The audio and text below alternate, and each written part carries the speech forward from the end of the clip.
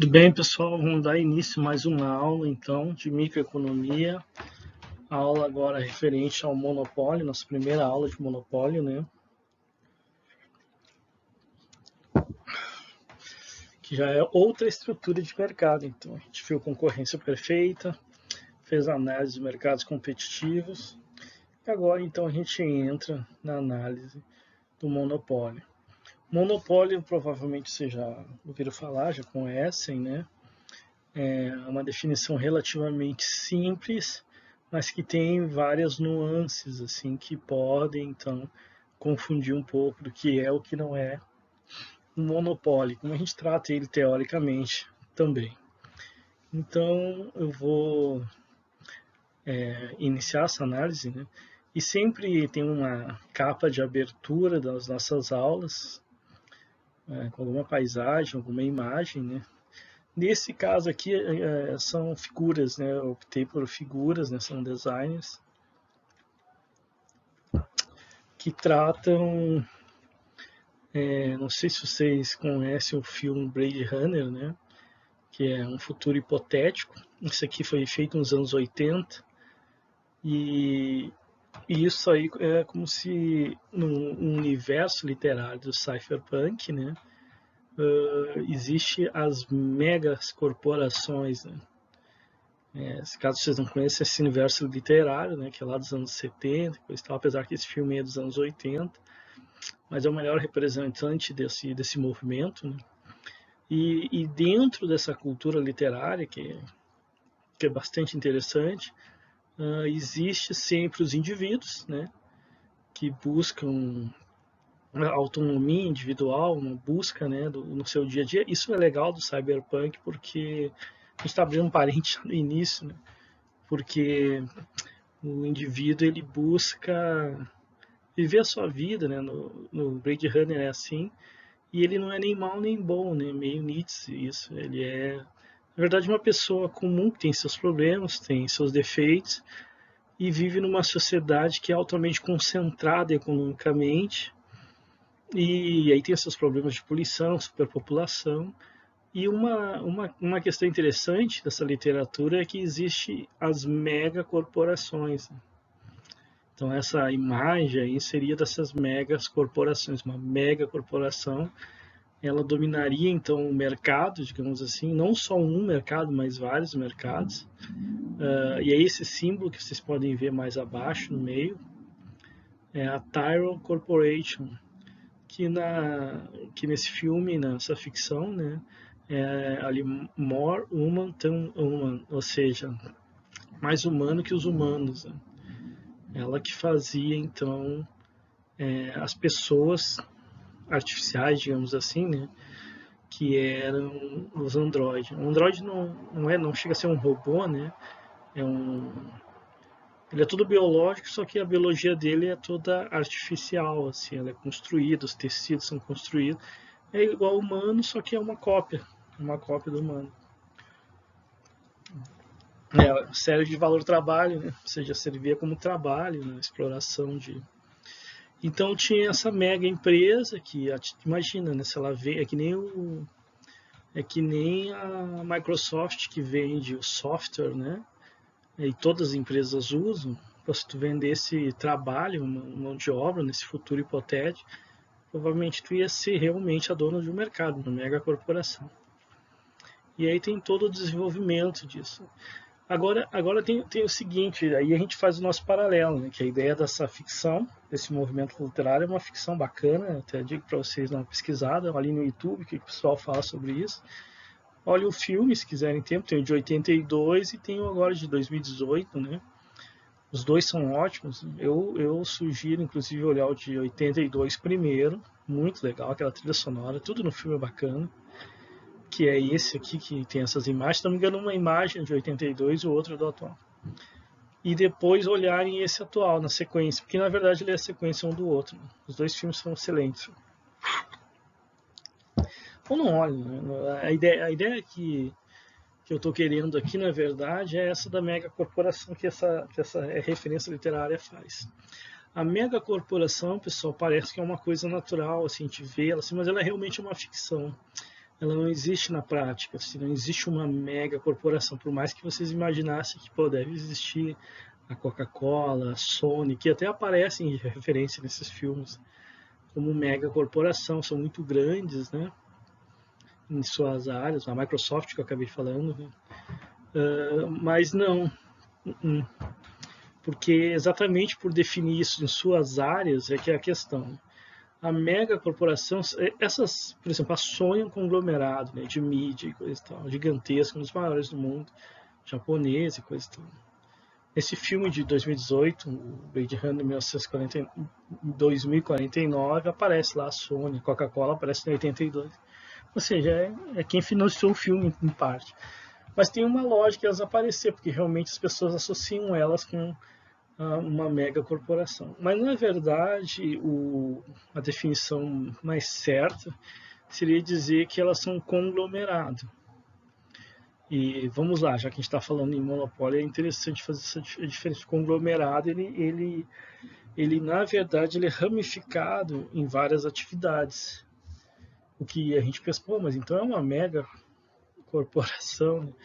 Mas a ideia é que é muito difícil ela ser boa em mais de uma atividade. Provavelmente ela é muito boa em uma atividade e acaba fazendo uma divisão de investimentos e outras atividades, né?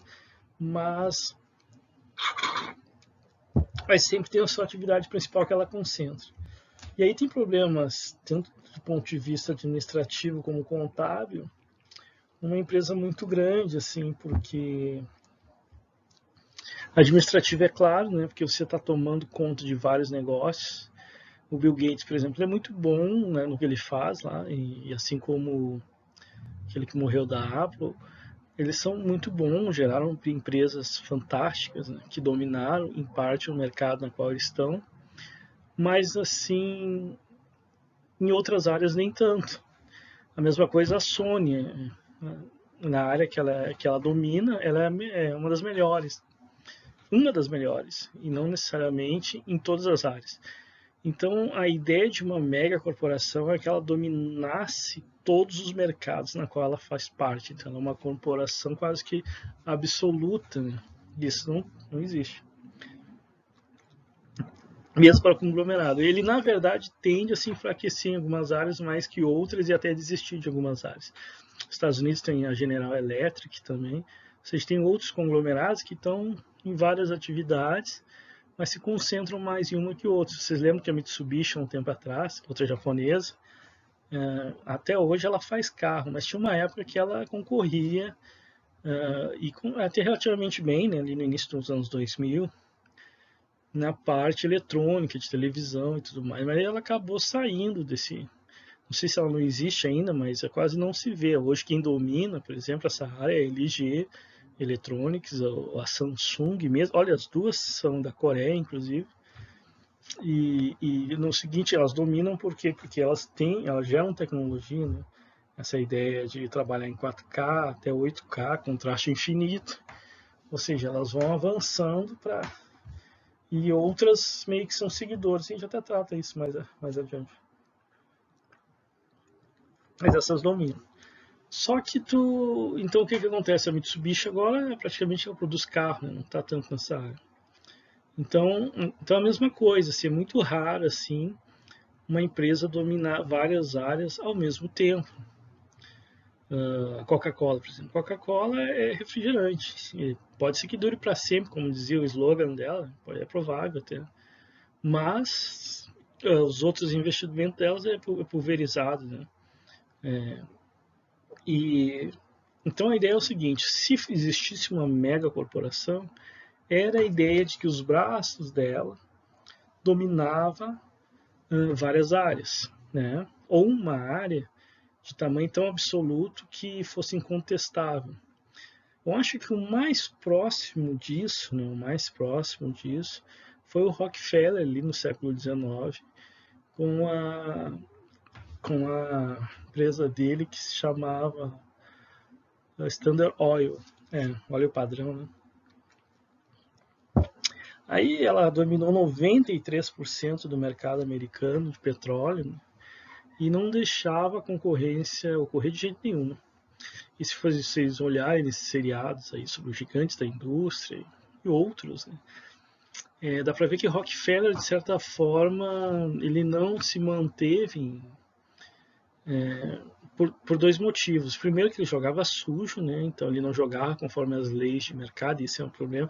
E aí talvez venha essa inspiração da mega corporação, ela jogar sujo, ela não jogar nas leis de mercado.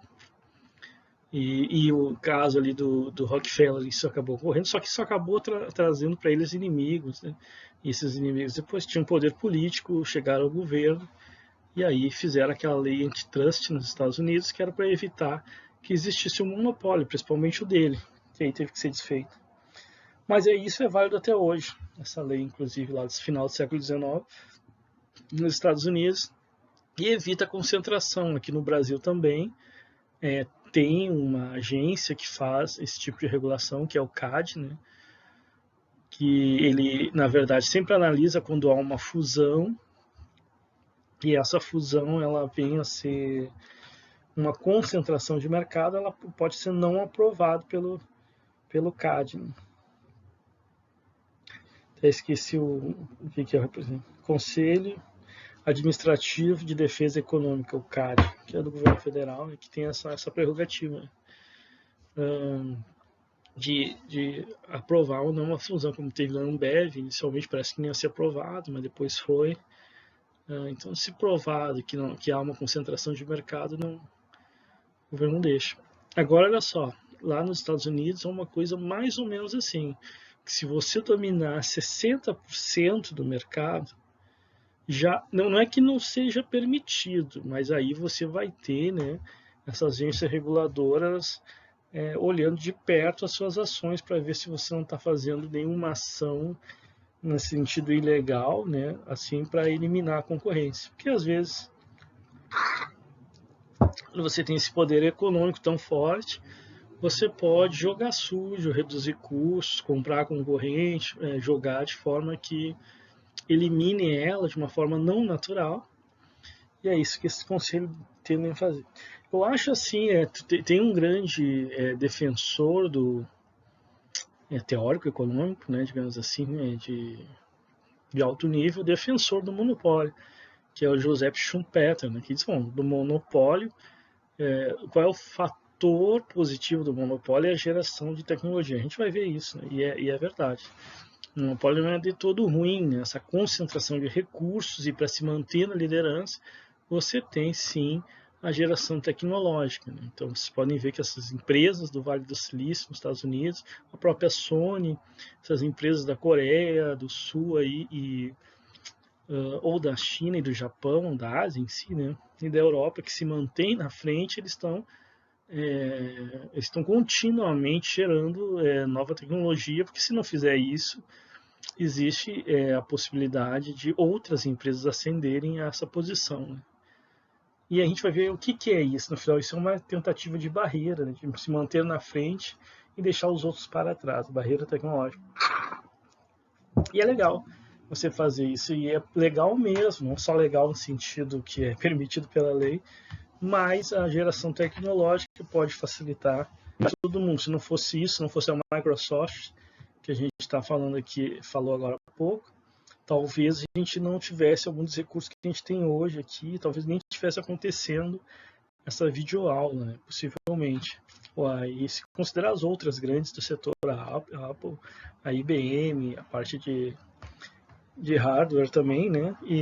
Ou seja, isso não estaria acontecendo. Então é muito fácil a gente advogar contra o monopólio, mas sem considerar que não há nada de positivo. Há sim algo de positivo, mas infelizmente o negativo com certeza salta aos olhos, não só na parte da ficção, como na realidade, como a gente vai ver aqui. Então vamos descer um pouquinho, né? A ficção é isso, mega corporação, pessoal, não existe dessa forma ficcional. Eu não sei se não existisse essas leis antitrust, se aquela que eu citei para vocês do Rockefeller, né, a Standard Oil, não se tornaria uma mega corporação, porque realmente ela agia dessa forma, talvez sim, talvez não. Ao longo do tempo, o monopólio ele tende a se dissolver naturalmente em alguns casos. Então, A gente vai ver o que leva a isso. Então, o monopólio não é uma figura fixa, a não ser alguns casos particulares que não tem como ter mais de uma empresa no mercado, que a gente vai ver também. Tudo isso a gente vai ver. Então, essa foi a introdução, né? E vamos agora para a parte teórica. Aqui dentro da parte teórica tem também hipóteses que talvez não sejam tão válidas na realidade. Por isso que foi interessante começar com essa ideia ficcional, dessa literatura que eu até indico para vocês, porque ela traz essa ideia da megacorporação, um gigantesco, então, conglomerado ou um monopólio de uma área que domina ela globalmente de forma a não ser páreo nem para governos e nem para indivíduos e nem para ninguém. Na ficção isso é muito legal, mas na realidade, que bom, isso não existe, né, pessoal? Vamos ver então. Bom, vamos definir primeiro, né? Então, a definição do monopólio puro. Quando uma empresa domina 100% da produção ou comercialização de determinado produto, sem a existência de substitutos próximos, dizemos que se trata de um monopólio puro, pessoal. Ou seja, domina totalmente o mercado, né? E ainda por cima, esse produto que você produz e que você domina, não existe uma concorrência paralela, ou seja, não existe um substituto próximo que as pessoas podem recorrer a ele caso não tenham o produto que você tem. Bom, nesse caso é um monopólio puro, você tem domínio total e absoluto, como a gente viu, sobre esse produto. E é exatamente por isso, por uma definição tão forte, que leva alguns economistas a considerarem que o monopólio puro não existe na prática, sendo somente um conceito teórico semelhante à concorrência perfeita. Lembra da concorrência perfeita? Com certeza sim, né? Uma concorrência que um número tão grande de empresas e consumidores que nenhum consegue definir nenhum poder sobre o preço. A concorrência perfeita ainda é muito próximo de existir um ambiente parecido com ela, ela realmente totalmente perfeita, eu acho que não existe mais, muito parecido. E o monopólio puro já eu acho mais difícil. Por quê? Pelos dois motivos, né? Isto porque que uma empresa domine totalmente o mercado é muito difícil você dominar totalmente o mercado. Mas, claro, pode acontecer. Existe a possibilidade de consumidores buscarem produtos alternativos caso o preço se torne significativamente alto. Então, olha só, mesmo que uma empresa consiga dominar em uma região, como eu falei, globalmente, esquece. Mas numa região ela domine 100%, ou pelo menos quase 100%, tem um domínio quase absoluto, mesmo assim, é sempre possível buscar um substituto, pessoal. Se o preço ficar tão alto, a ponto de ficar difícil para as pessoas, ou a maioria das pessoas buscarem conseguir obter esse produto, eles vão tentar buscar uma alternativa, mesmo que não seja tão perfeita, existem outras alternativas. Então, a ideia é que é muito difícil você encontrar um produto que seja insubstituível, que não possa ter um outro tapa-buraco caso ele não exista. Então, é difícil um controle absoluto, e muito menos do mercado, muito menos um produto que não tenha concorrências paralelas. Né? Então, essa combinação é que é contestada. A existência de tudo isso junto. E por conta disso, né, o monopólio puro é um conceito literal, difícil de achar na prática, talvez não exista. Né? Ou seja, a impossibilidade de adquirir produto caro faz as pessoas procurarem substitutos mais baratos. Claro, isso é o que vai normalmente acontecer. Então, o que a gente vai fazer com isso? Além disso, uma empresa não precisa englobar de forma absoluta o mercado para apresentar o comportamento de uma empresa monopolista. Basta uma fatia, em torno de 90% do mercado, que já é bastante, né, para que uma firma demonstre poder de mercado, inclusive desconsiderando as ações das demais empresas.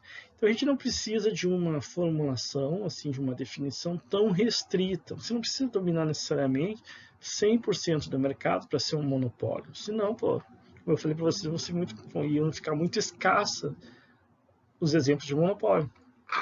Quase ninguém ia estar dentro dessa definição. Mas e sim, o mais importante é que dentro dessa grande fatia que você domina, você impõe, então, as suas decisões. Ou seja, você pode definir seu preço, a sua quantidade, você pode, então, tomar essa definição, então você tem poder de mercado.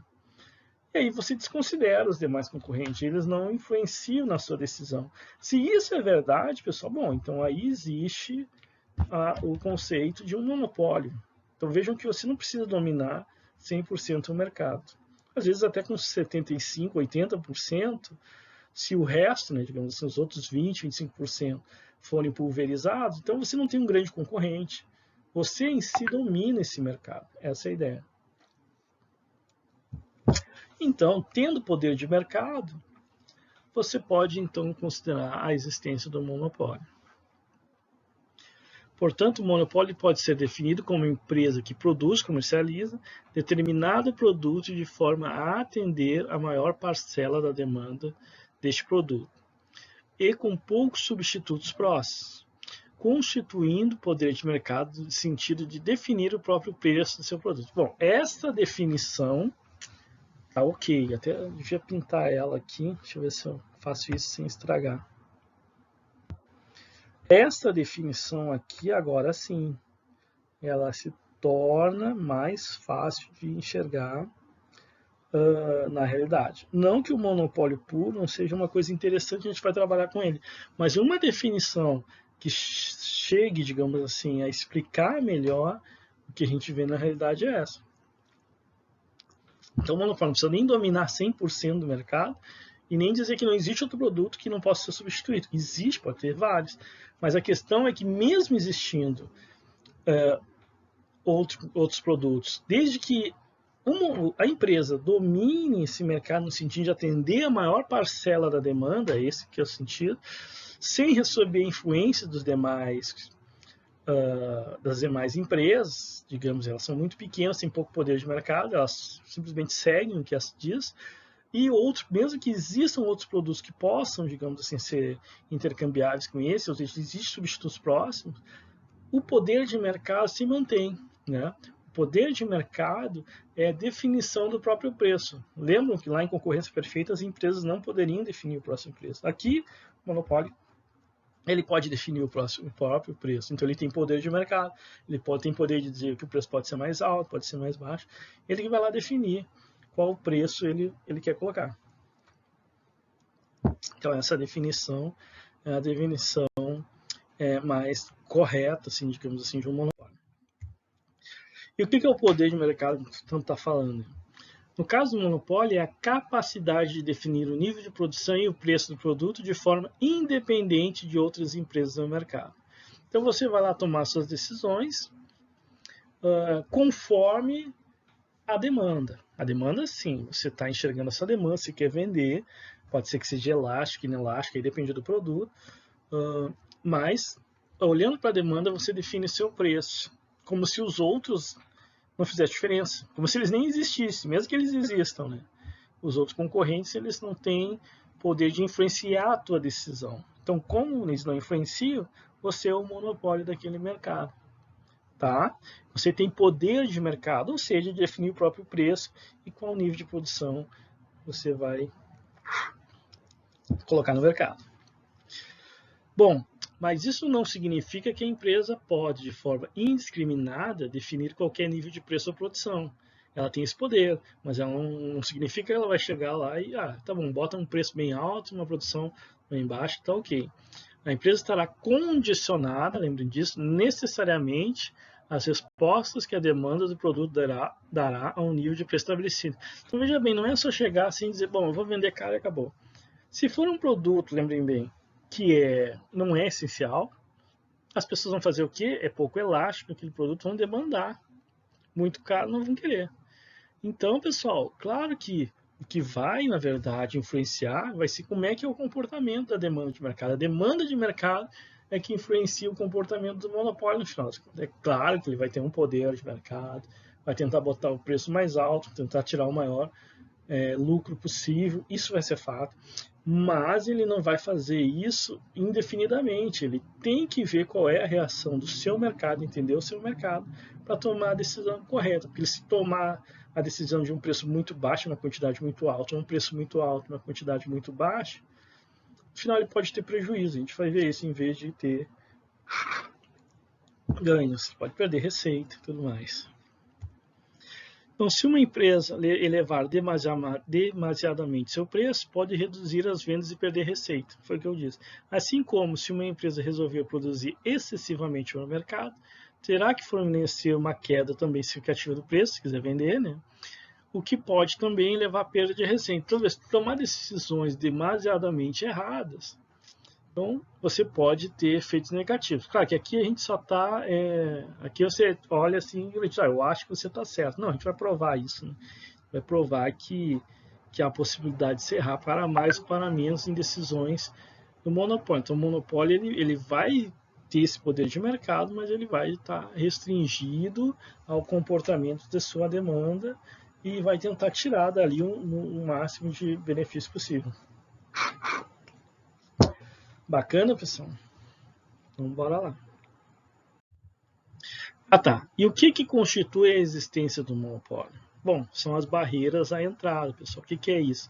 É uma coisa que a gente não tinha lá em concorrência perfeita, porque em concorrência perfeita a gente considera que qualquer empresa poderia entrar ou sair daquele mercado. Ela estava tranquila em relação a isso, desde que ela tivesse recursos e vontade, ela podia entrar no mercado. E a hora que decidisse sair, não teria problema. Aqui não, aqui a entrada é restrita.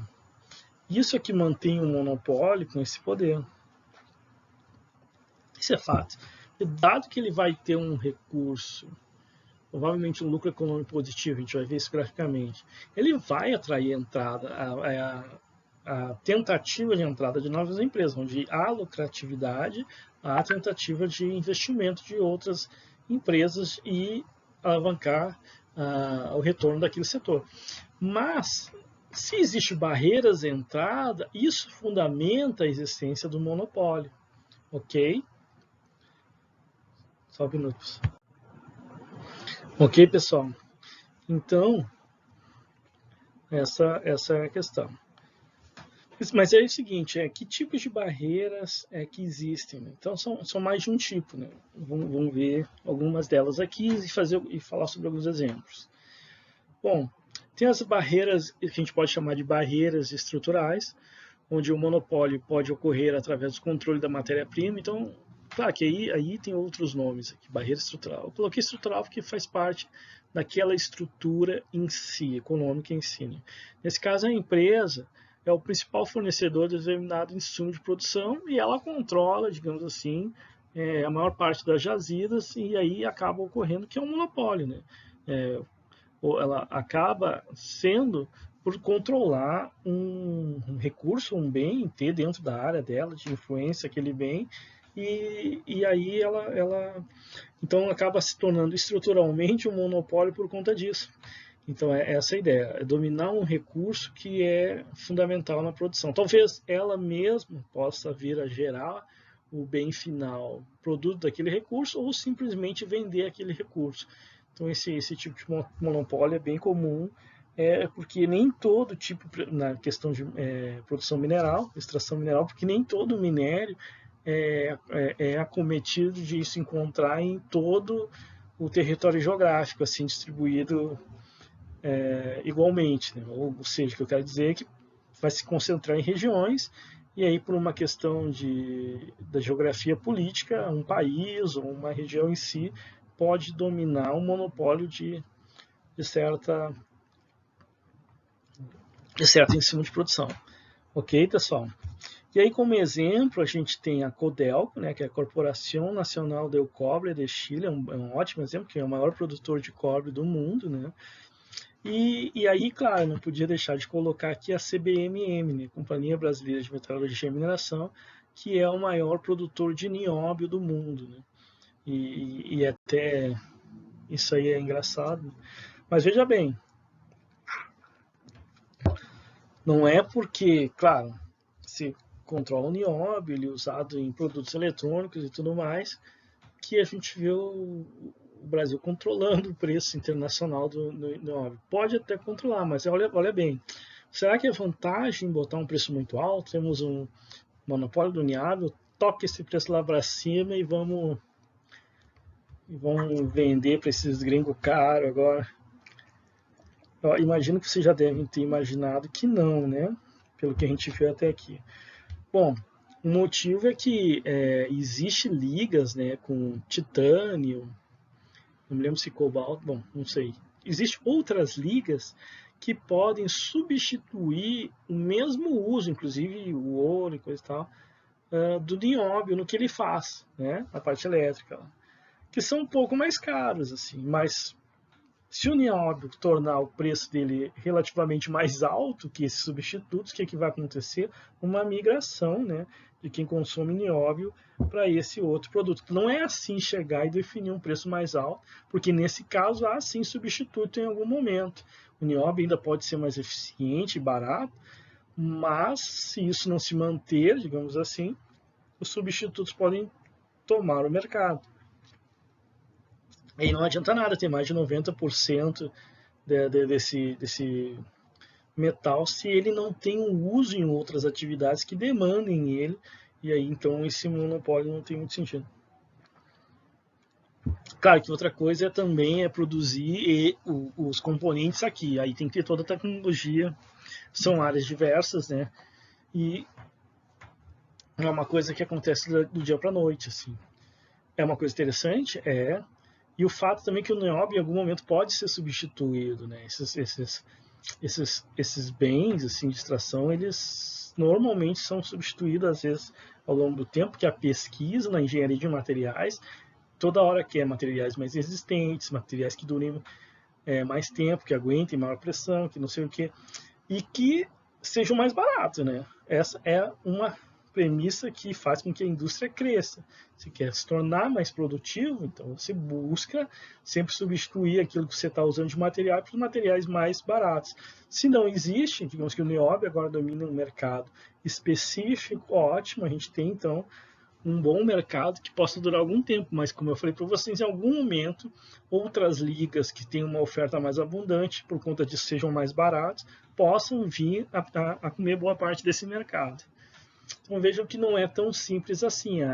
O fato de poder existir substitutos dá um pouco de controle para o monopólio. Ele tem barreiras à entrada, é fato.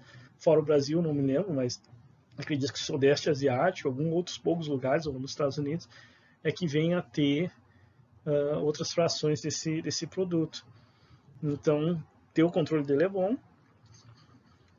Você tem que ter noção que a demanda do seu mercado ela tem certas exigências específicas. Bacana, pessoal? Legal? Então, continuando. Porque existem outras formas. Essas são as estruturais, né? O controle, então, da matéria-prima. Bom, teria também aquilo que eu já comentei para vocês, que é as questões tecnológicas. Então, as barreiras tecnológicas é aquela na qual produtos e processos produtivos podem ser fruto de pesquisas desenvolvidas pela empresa, de tal forma que os demais competidores não têm acesso a essa tecnologia. E isso é bom, porque a geração de tecnologia traz benefício em termos de bens e serviços para a população. Bom, normalmente sim, claro que a gente sabe que não podemos ser totalmente positivistas. Tem tecnologias que possam fazer mal, né? Por exemplo,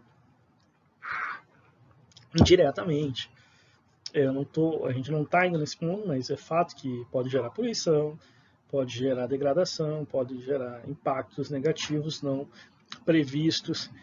Mas outras tecnologias podem minorar isso, possam trazer cura de doenças, possam trazer eficiência no tratamento de certas doenças também, ou até mesmo de saúde, de forma geral. Pode melhorar a vida das pessoas. Então, a tecnologia pode ter um efeito positivo. Pode ter e tem em muitos aspectos. Então, por isso, como eu falei para vocês, que um grande defensor de que os monopólios não são tão ruins assim, que eles têm esse efeito positivo de a descoberta de novas tecnologias, de investimento, capacidade de investimento, porque eles retêm, então, grande parte dos recursos e conseguem investir em pesquisa e tecnologia exatamente para se manter no topo, né? E isso acaba para a sociedade como um todo gerando benefício a priori. Não estou dizendo que não exista benefício, estou dizendo que esse é o ponto de vista do Schumpeter e que ele realmente está com razão. Bom, e aí?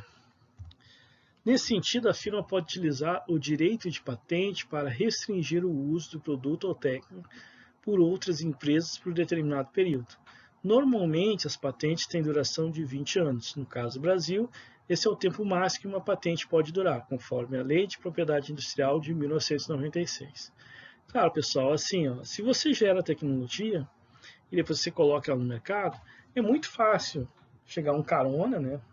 Carona é um argumento técnico que se diz disso, e pegar uma empresa lá, pegar essa tecnologia, bom, agora eu vou produzir isso aqui também.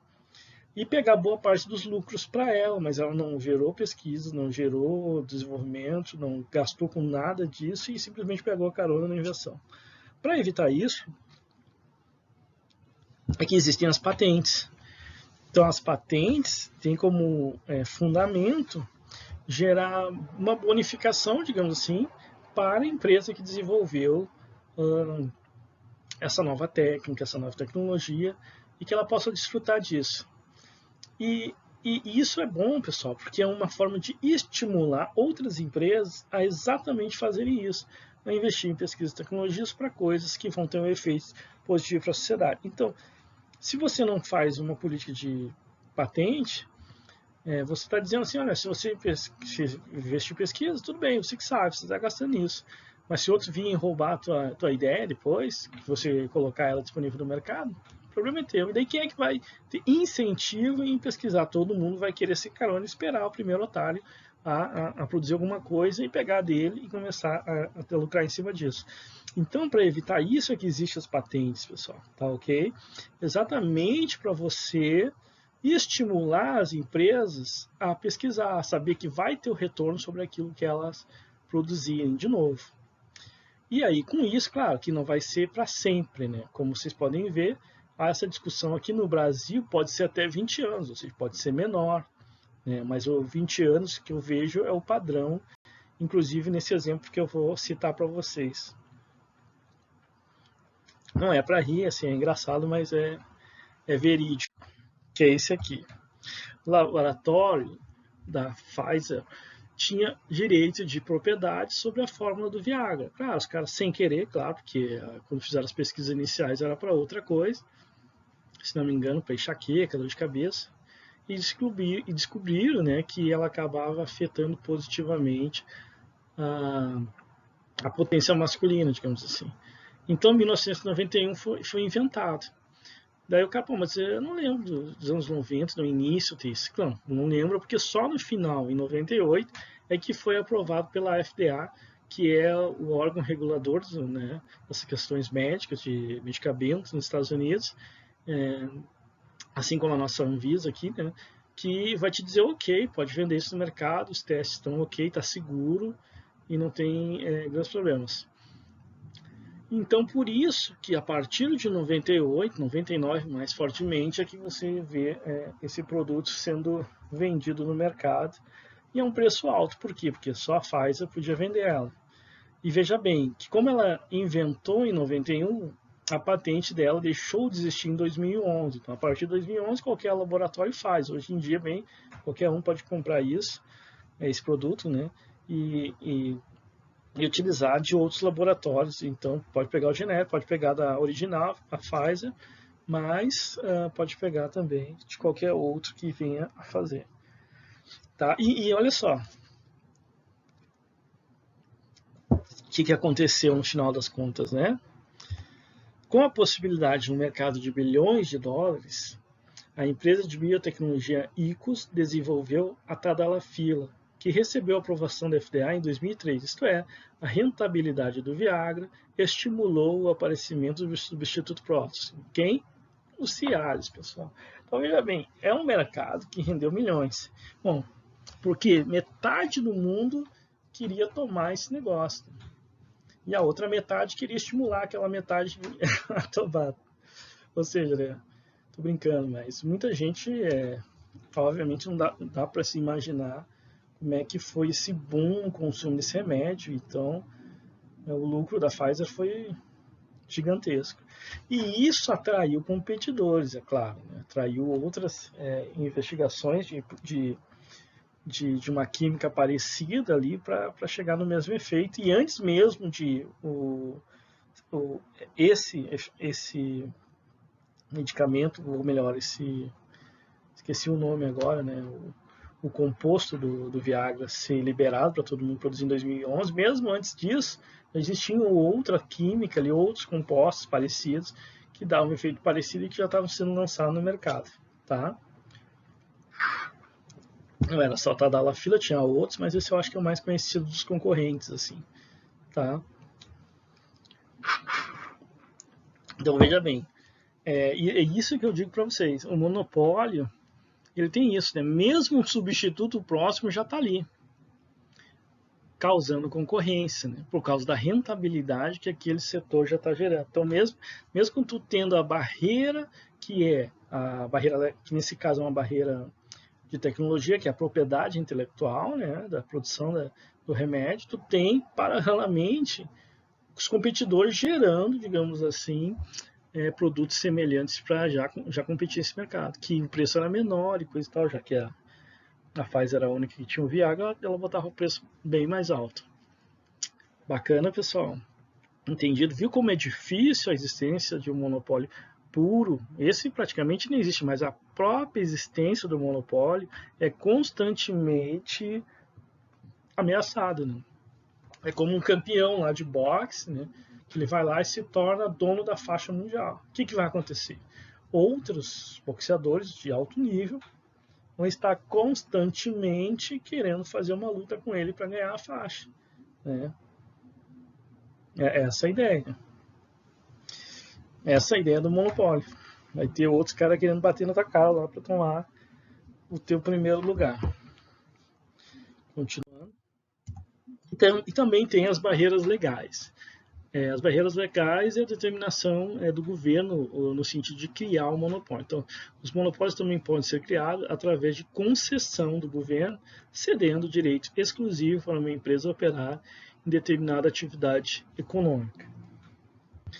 Normalmente, esse tipo de operação ocorre em áreas de interesse direto do governo, tem que refazer isso aqui, o que pode implicar numa maior regulação e regulamentação sobre as operações da firma, podendo o governo, inclusive, definir aspectos como o quadro administrativo da empresa, a política de produção da empresa, as áreas de atuação e o nível de investimento, entre outros. Ou seja, o governo ele pode conceder um monopólio e manter ele ali próximo a todos os interesses que o governo quer. Então, se ele cria um monopólio, com certeza ele tem algum interesse, que às vezes se dá o nome de interesse estratégico, de interesse nacional, sei lá.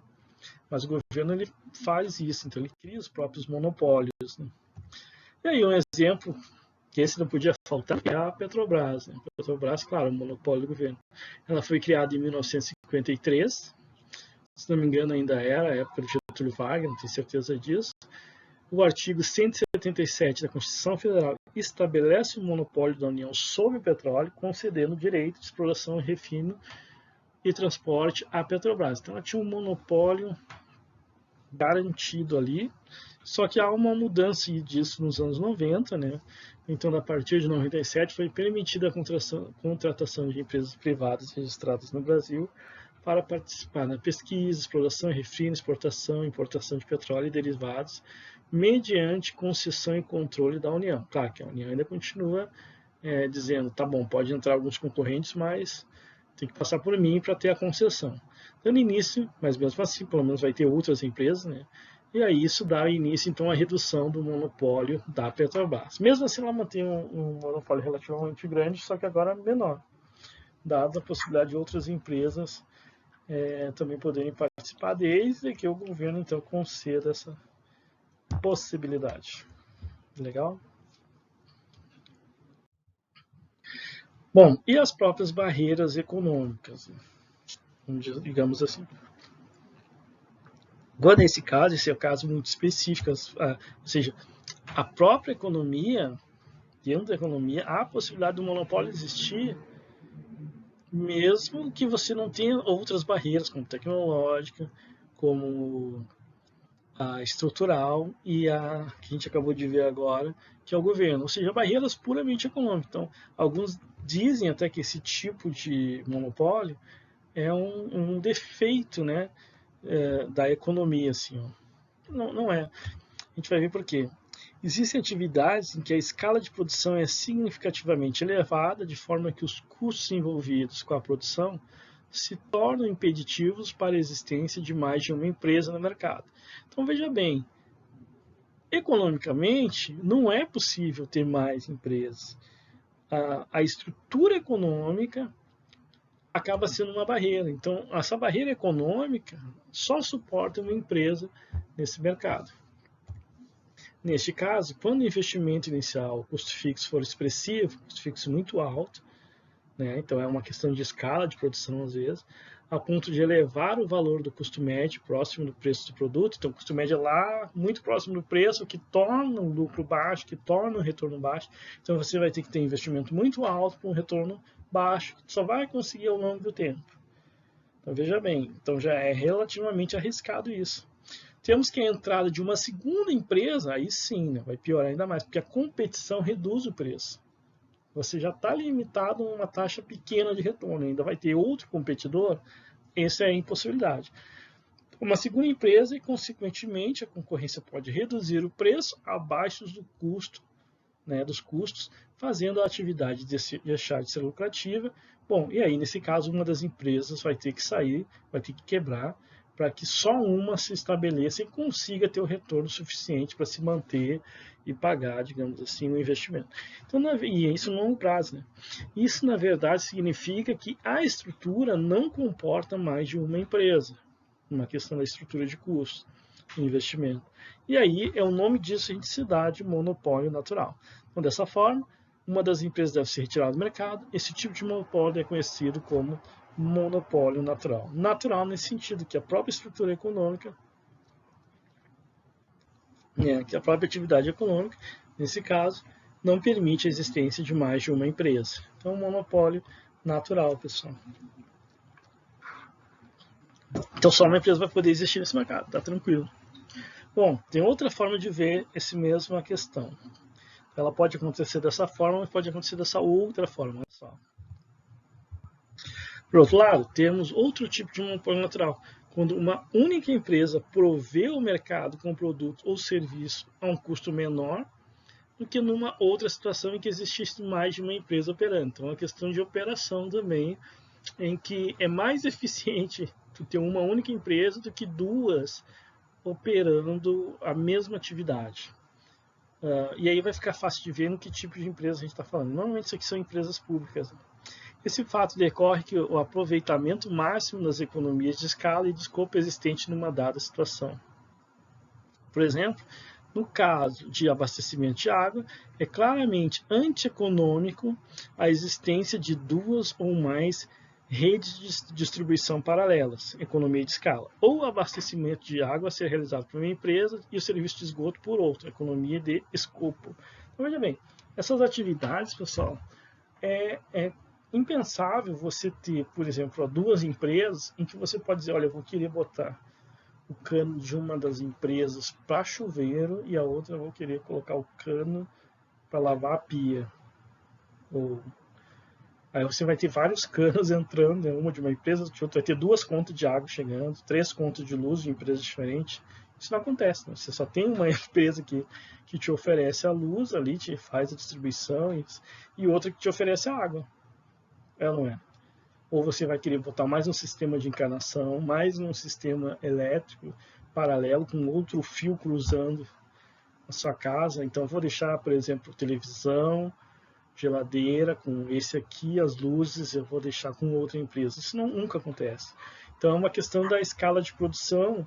É mais barato uma só empresa operar do que você está pagando duas empresas para fazer dois serviços de distribuição, inclusive em sua casa, que não vai ser nem um pouco útil e mais custoso. Então, por isso, pessoal, o monopólio é natural dessas atividades. Os exemplos que a gente tem, esses do dia a dia de vocês, né, que é a CAE, no caso da água, né, Companhia de Água e Esgoto de Roraima, e Boa Vista Energia, como no caso da distribuição de energia e cobrança de energia.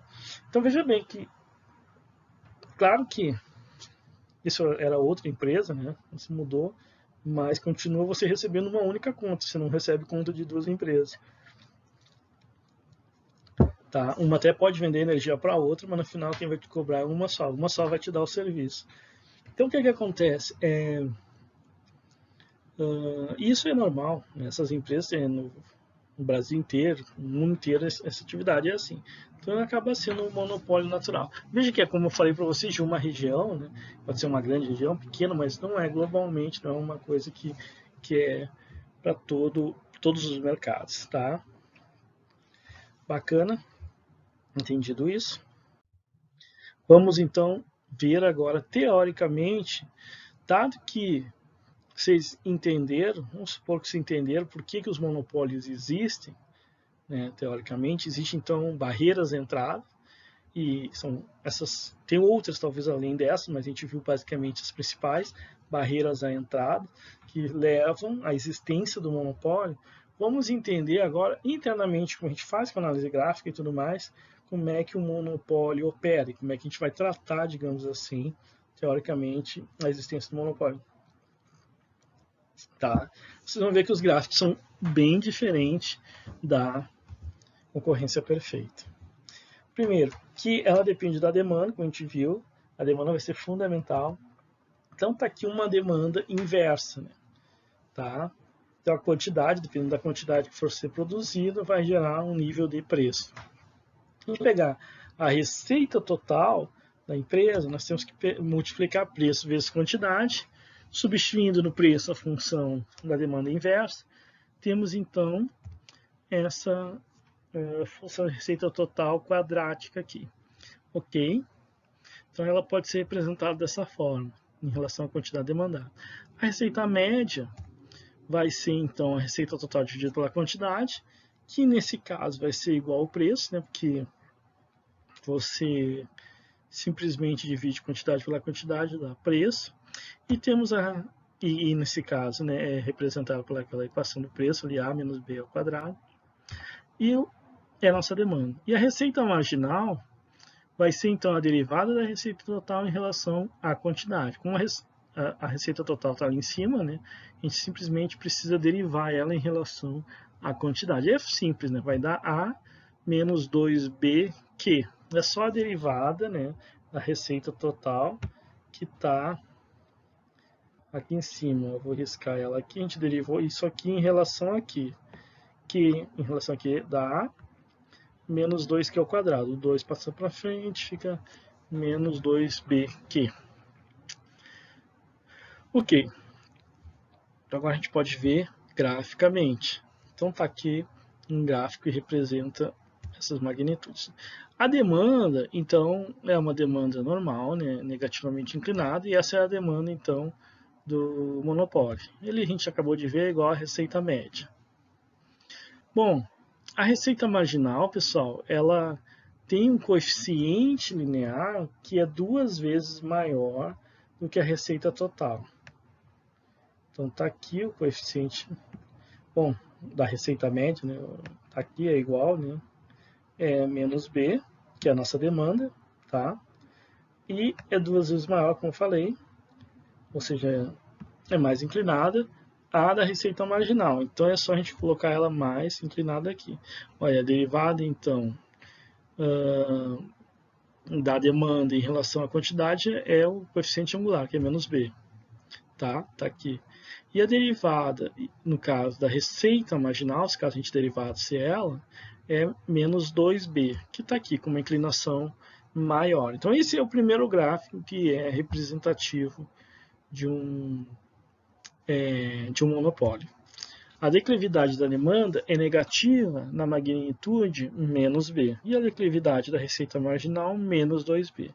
Isto é, a reta que representa a receita marginal responde duas vezes mais rápido em comparação à reta da demanda. Por isso que ela é mais inclinada, essa reta da receita marginal, dessa forma como a gente está vendo aí. Então a gente já tem uma diferença em relação à concorrência perfeita. Em concorrência perfeita, a gente tinha que o preço era igual à receita marginal, lembram disso? E era uma reta, né? Perfeitamente elástica.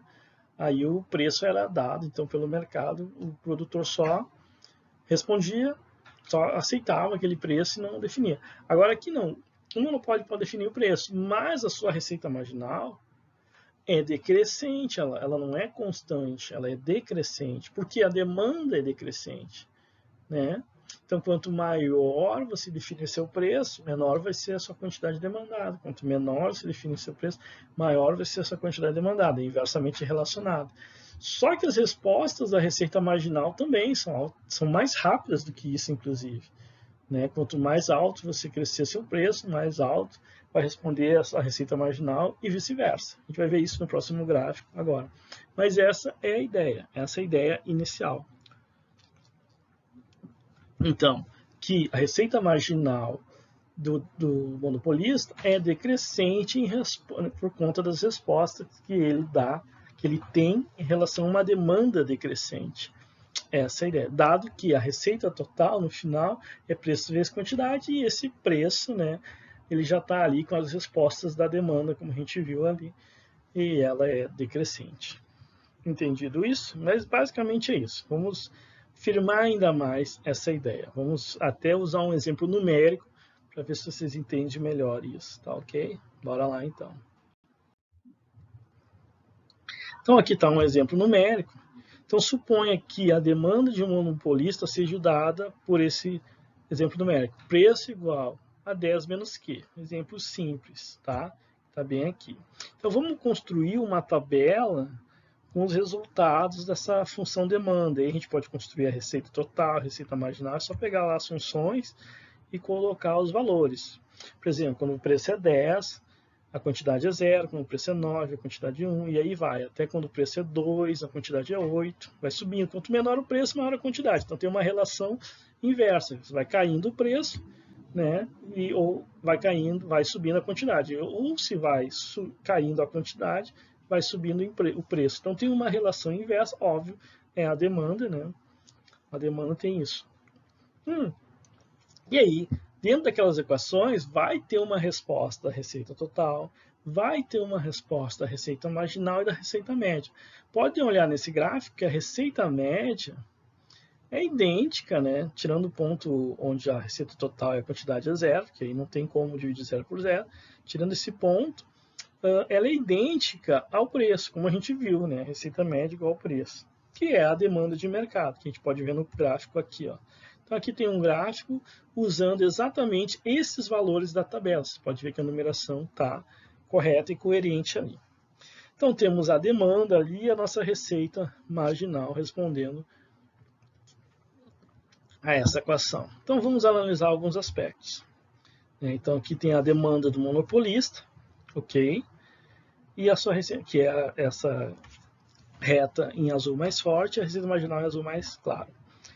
Ok, agora vamos analisar alguns pontos. Por exemplo, aqui onde a quantidade é 5, pessoal, tá? Vocês podem notar que a receita marginal é 0, né?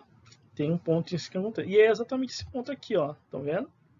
Esse ponto, pessoal, é em que a receita marginal é 0 e a quantidade é 5. Vocês podem ver que no vetor, ali, digamos assim, da quantidade, no eixo da quantidade, não tem o 5 ali, né? Por uma questão que o gráfico está de 2 em 2, ele não é, mas dá para ver que o 5 é bem ali, porque ele está bem no meio entre o 4 e o 5, essa é a ideia. Bom, e se a gente pegar um pouco antes, quando a quantidade começa de 0 até 5, temos que a receita marginal ela é positiva, ela começa alta lá em 10 e vai caindo até 0 no final das contas. Então de 0 a 5 está tendo uma queda, né, da receita marginal com o aumento da quantidade. Ou vice-versa, esse aumento da quantidade leva a essa queda que está sendo espelhada lá, que é muito mais rápida, né, como a gente viu, 2 vezes mais rápido que a resposta lá do preço e quantidade da demanda. E se a gente considerar passar por esse ponto, né, após esse ponto, podemos ver que o aumento da quantidade em si gera receita marginal negativa daí, né? Então aí a gente estaria com aumento. E veja bem, esse aumento dessa quantidade está ligado com uma queda do preço também, claro. Mas a partir da sexta unidade, digamos essa quantidade, sexta, sétima, oitava até décima, aí a gente já estaria com a receita marginal sendo totalmente negativa, ela está abaixo ali do eixo. E isso é importante vocês saberem disso. Então existe um determinado nível de preço que vai gerar determinado nível de quantidade que por fim nos gera um efeito negativo da receita. Para ficar mais claro isso aqui, eu botei 2 exemplos no gráfico aqui. Olha só. Por exemplo, se a gente pegar aqui o preço 4, ele está necessariamente ligado à quantidade 6. E a gente pode ver isso ali no gráfico ali. Preço 4 ligado à quantidade 6. Ok, normal, é um ponto da demanda. Mas a gente sabe que isso também corresponde a uma receita marginal negativa igual a menos 2, que está aqui no nosso gráfico. Então, também corresponde, digamos assim, essa quantidade igual a 6 a essa receita marginal igual a 2. Então, ela bate ali na receita marginal, que é também uma avaliação entre os dois eixos. Então, veja bem, o eixo onde está o preço também é o eixo onde está a nossa receita marginal sendo analisada. E a quantidade é só a quantidade. Então, a quantidade está ligada tanto a um preço, que pode levar a uma determinada quantidade, que nos dá uma receita marginal negativa.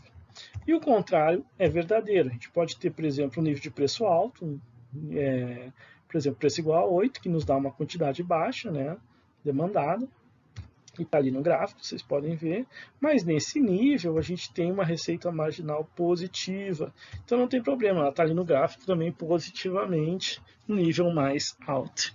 Essa é a ideia, né? Então, olha bem, se você reduzir muito o seu preço até determinado limite, você vai forçar um aumento da quantidade que pode levar a uma receita marginal negativa para o monopolista. É uma coisa que a gente tem que cuidar, né? Tá? Obviamente que o monopolista vai querer atuar, digamos assim, onde ele tem uma resposta da sua receita marginal positiva. Legal? Bacana? Então, se está entendido isso, vamos para mais um passo. Ok?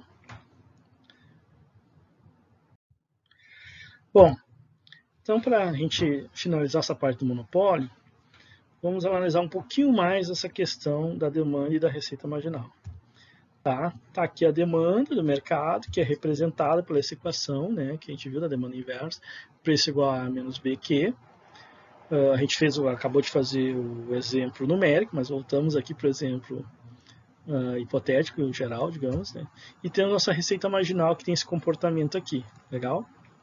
Bom, a receita total, como a gente viu, ela é preço vezes quantidade, pega, bota a demanda inversa ali dentro, então você tem uma receita total quadrática. Nesse gráfico aqui eu resolvi colocar, então, uma representação, né, gráfica dessa receita total. Essa é a única vez que a gente vai fazer só por uma questão de trabalhar a análise dela. Então tá ela aqui, ó, ela começa, se você lembrar lá da tabela, ela começa baixa em 0, sobe até 25 e cai para 0, a tabela anterior. Depois vocês voltem e dão uma olhada. Mas não caberia lá no gráfico, né, numérico, porque o 25 estaria muito acima. E aqui a gente faz hipoteticamente. Então, veja bem, então vai mais ou menos ter esse comportamento quadrático aí, né, da receita total. Até aí tudo bem, mas vamos analisar o seguinte, vamos fazer ou encontrar a receita máxima. Não vamos ainda nessa aula maximizar o lucro. Didaticamente é interessante, vamos maximizar a receita. Na próxima aula a gente parte para a maximização do lucro, fechou? Então, veja bem, a maximização de receita, eu só quero saber qual é o máximo de receita que pode ser retirado dessa atividade aí do monopolista. Vamos lá. Então, o que eu vou fazer? Condições de primeira ordem. Vou derivar a receita total em relação à quantidade, para saber qual é a quantidade ótima, e vou igualar a 0. Só que, veja bem, a derivada da receita total em relação à quantidade, por definição, é a receita marginal. Lembram lá? Micro 1, ou até aqui mesmo, a gente acabou de ver. Então, a derivada da receita total em relação à quantidade é receita marginal. Então, o ótimo dela é quando eu igualar receita marginal igual a 0. Aí eu tenho o ponto ótimo. Bom, então significa que esse ponto ótimo, pessoal, está bem ali, ó, onde a receita marginal é 0. Nesse ponto aqui, estão vendo? Se não estão vendo, vejam agora. Então, é ali que a receita marginal é 0, a gente já viu isso no gráfico anterior, mas é exatamente nesse ponto que temos esse outro ponto ali em cima, ó, onde a receita total é máxima. Então, aqui já chegamos a uma conclusão interessante. Onde a receita marginal é 0, temos que a receita total é máxima. Então, ela daria nesse ponto logo aí em cima, tá bom? E aí, tudo bem, é uma curiosidade, uma coisa interessante saber disso, o máximo da receita está ali. Lembra que maximizar a receita nem sempre é tão interessante assim. Por quê? Porque você não está levando em consideração ainda os custos de produção, que é o que a gente vai fazer na próxima aula. Mas é interessante sim saber onde está esse ponto de receita máxima. Bom, nesse caso, interessante é que ela está exatamente onde a receita marginal é zero, no caso do monopolista. Só que tem mais uma coisa interessante nessa análise. O que? Isso aqui. Esse outro ponto, onde bate esse receita máxima com a demanda. Esse ponto na demanda, vocês estão vendo ali, ele representa isso aqui. Representa que a elasticidade é igual a 1. Ou melhor, o módulo da elasticidade da demanda é igual a 1 exatamente nesse ponto, onde a receita é máxima, onde a receita marginal é zero também. Caramba, mas da onde saiu isso, né? A gente já viu isso, de certa forma, com uma demanda direta, lá em micro 1, quem lembra de micro 1. E eu até falei, olha lá, a gente vai rever isso um pouco diferente, mas vai rever isso lá em monopólio. Então chegamos nesse momento. Claro que não vou pedir para vocês, voltem lá e vejam lá, que lá está muito diferente. A gente faz através de uma demanda direta, que a gente está fazendo através de uma demanda inversa. Então, o que é isso?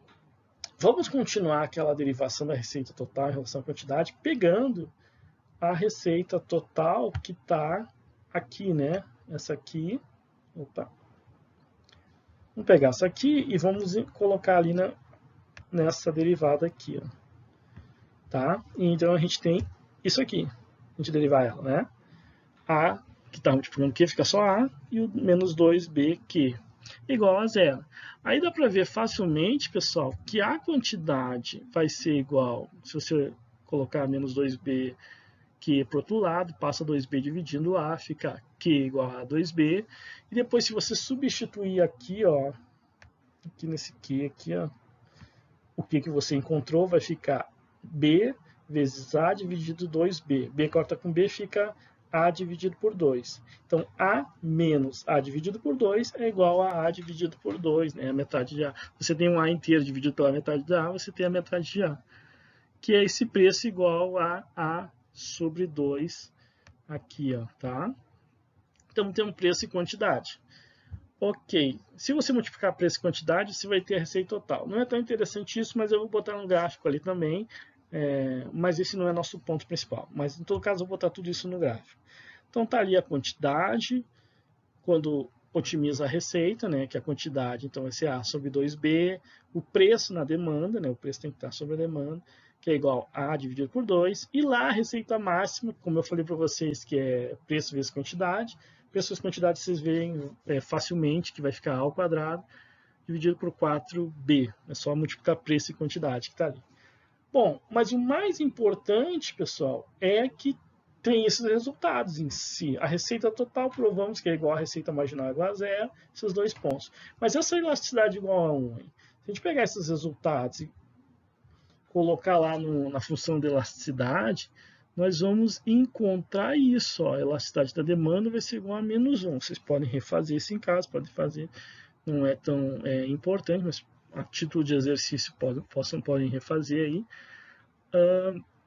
A questão é que, colocando o módulo na elasticidade da demanda, você tem que ela é igual a unidade. Então, exatamente no ponto em que a receita é máxima, que a receita marginal é igual a zero, o ponto da demanda é exatamente no meio dela, porque a gente sabe que isso representa o preço médio, quantidade média, né? Então, é bem no meio da demanda, onde a elasticidade da demanda é unitária. Então, o cara, pô, mas que isso é uma particularidade, isso como é que se diz? É uma curiosidade, né? Não, é uma curiosidade somente, né? Isso tem alguma importância para nós, mas já vamos abrir melhor isso. O importante é vocês gravarem isso, né? Esse é o fato. Ou seja, portanto, o ponto em que a receita total é máxima, a receita marginal é zero e a elasticidade da demanda é unitária. Esse é o nosso ponto importante aqui, que a gente quer que eu vou deslocar ele ali para cima, né? E, ou seja, o que é o ponto? São essas três coisas. A receita total é máxima e a demanda, a elasticidade é unitária e a receita marginal é zero. Então a gente tem uma tríade aqui, ok? Que a gente vai estar analisando aí. Nem tanto a questão da receita máxima, mas sim é importante saber que quando a receita marginal é zero, a elasticidade é igual a 1 da demanda, né? E a gente vai analisar a região acima da demanda, que é elástica, abaixo, que é inelástica. O que acontece? Já dá para ter uma ideia. A gente vai fazer tecnicamente isso. Que abaixo da demanda, a gente tem a relação inelástica, ou abaixo da demanda onde? Os pontos onde a receita marginal é negativa. Que é claro que, sendo a receita marginal negativa, o monopólio não vai operar nessa região. E a parte superior da demanda, a elasticidade é uma demanda elástica, e aí sim o monopólio só opera e a receita marginal passa a ser positiva, e por conta disso o monopólio só opera na região elástica da demanda. Eu não escrevi isso aqui porque a gente vai voltar nesse ponto, mas esse é um ponto fundamental. O monopólio só opera na região elástica da demanda. A gente vai rever isso aí, vai provar melhor isso, mas isso já é, digamos, um pontapé inicial, digamos assim. Bacana, pessoal? Então, acho que em relação ao monopólio, a nossa aula de hoje é isso, e a gente termina aqui com uma imagem aí ao fundo da Tyrell Corporation, que eu falei para vocês, do filme Red Runner. Eu indico para vocês verem. Lembrando que essa é uma